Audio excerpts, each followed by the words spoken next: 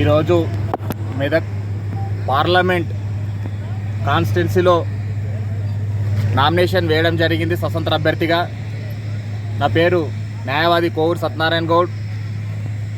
మనం స్వాతంత్రం సాధించుకొని 75 సంవత్సరాలు గడిచినా కూడా ప్రజల కష్టాలన్నిటి ఎక్కడేసిన గొంగళ్ళు అక్కడనే ఉన్నాయి.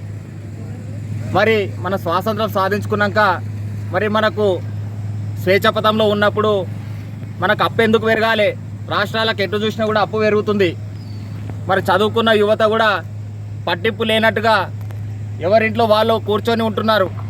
మరి అతి ముఖ్యమైనది ప్రజాస్వామ్యంలో రాజకీయ వ్యవస్థ.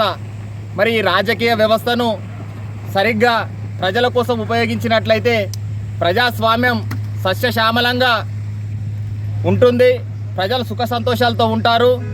కాబట్టి మాకు ఈరోజు సిద్దిపేట, దుబ్బాక, గజ్వేల్, నర్సాపూర్, పటంచేర్, మెదక్, సంగారెడ్డి ప్రజలు మనస్ఫూర్తిగా ఆలోచించి నిండు మనసుతో గెలిపిస్తారని విజ్ఞప్తి చేసుకుంటున్నాం.